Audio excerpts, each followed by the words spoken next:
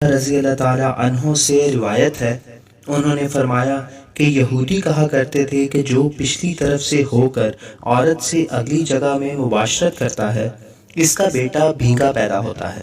تو اللہ تعالیٰ نے یہ آیت نازل فرمائی۔ ترجمہ: تمہاری بیویاں تمہاری کھیتیاں ہیں، اس میں تم جس طرح چاہو آؤ۔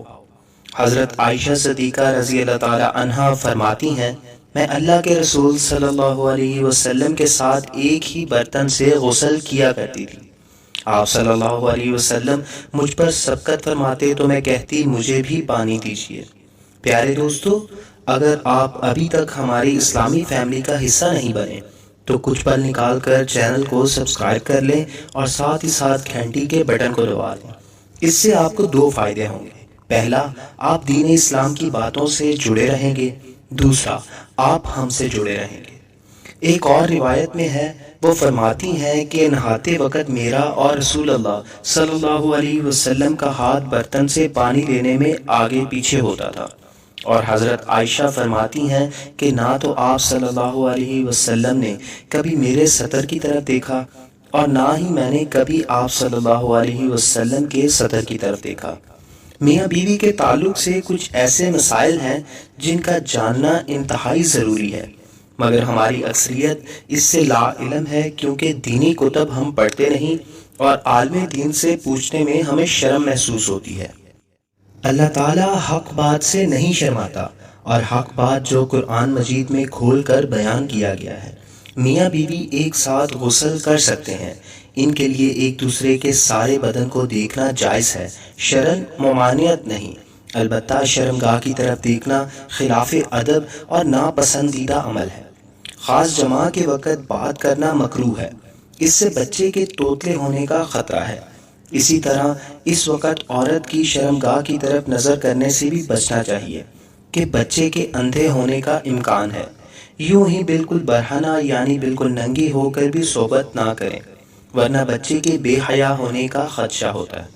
حضرت عائشہ صدیقہ رضی اللہ تعالیٰ عنہا فرماتی ہیں، یا رسول اللہ صلی اللہ علیہ وسلم، عورتوں کو تو بہت سا ثواب مل گیا، مردوں کے بارے میں بھی ارشاد فرمائیے۔ یہ سن کر حضور صلی اللہ علیہ وسلم مسکرائے اور فرمایا، مرد اپنی عورت کا ہاتھ پکڑ کر مانوس کرتا ہے تو اس کے لیے ایک نیکی لکھی جاتی ہے۔ جو مرد پیار سے اپنی عورت کے گلے میں ہاتھ ڈالتا ہے اس کے حق میں 10 نیکیاں لکھی جاتی ہیں۔ جب وہ عورت سے مباشرت کرتا ہے تو دنیا معافیہ سے افضل ہوتا ہے۔ جب غسل کرتا ہے تو بدن کے جس بال سے پانی گزرتا ہے اس کے لیے ہر بال کے بدلے میں ایک نیکی لکھی جاتی ہے، اور ایک گناہ معاف ہو جاتا ہے، اور ایک درجہ بلند کر دیا جاتا ہے۔ اور غسل کرنے کے عوض میں جو چیز دی جاتی ہے وہ دنیا معافیہ سے بہت بہتر ہوتی ہے، اور بے شک اللہ تعالیٰ اس پر فخر کرتا ہے اور فرشتوں سے کہتا ہے کہ میرے بندے کی طرف دیکھو، کیسی سرد رات میں غسل جنابت کے لیے اٹھا ہے، اور اس بات پر یقین رکھتا ہے کہ میں اس کا رب ہوں۔ تم اس بات پر گواہ رہو کہ میں نے اس کو بخش دیا۔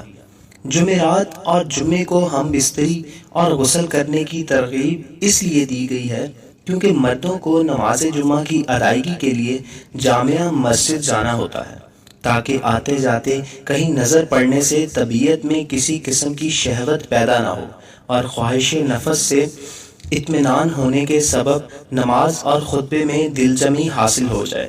بہترین بیوی وہ ہے جو سونے کے کمرے میں اپنے حسن و جمال اور بستر میں خاوند کے ساتھ خوبصورت طور اتوار سے اپنے پیار کے جادو سے جکڑ لیں۔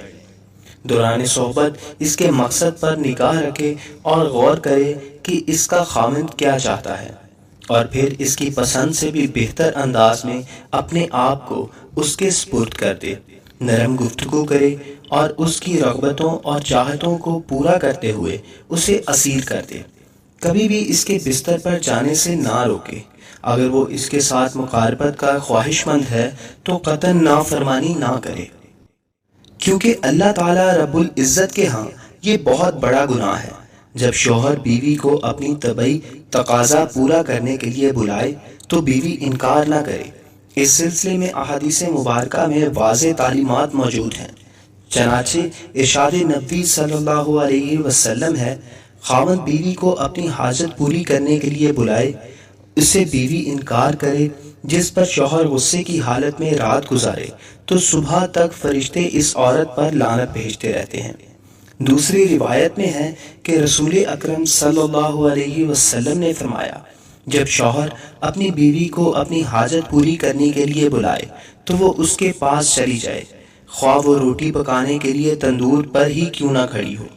حضرت عمر رضی اللہ تعالیٰ عنہ کے پاس ایک شخص آیا، گرد و غبار سے اٹا ہوا، بال بکھرے ہوئے، اس کے ساتھ اس کی بیوی بھی تھی، جو کہہ رہی تھی، اے امیر المومنین، میں اس کے لیے نہیں اور نہ ہی یہ میرے لیے ہے۔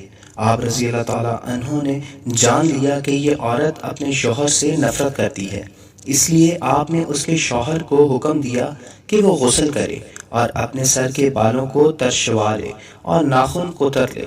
جب شوہر فارغ ہو کر آیا تو آپ نے کہا، اب اپنی بیوی کے سامنے جاؤ۔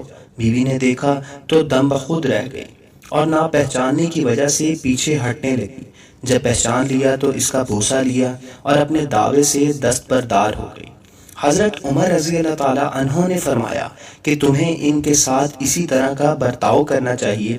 اللہ کی قسم انہیں یہ پسند ہے کہ تم ان کے لیے آراستہ پیراستہ رہو، جیسا تم چاہتے ہو کہ وہ تمہارے لیے بنی سمری رہیں۔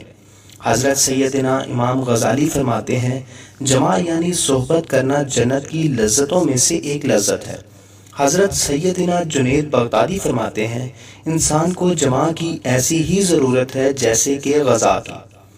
حضرت نبی صلی اللہ علیہ وسلم کہ مرد کا اپنی بیوی کے ساتھ اکٹھے ایک ہی بستر میں سونا افضل ہے، اس کے لیے کہ مقصد ہم بستری کرنا نہیں، بلکہ مقصد بیوی کے دل میں جو خوش کرنا ہے، بیوی کے دل کو خوش کرنے کے لیے ایام کے دنوں میں بھی اس کے قریب ہو جانا، گویا انبیاء علیہ السلام کے سنت مبارکہ ہے۔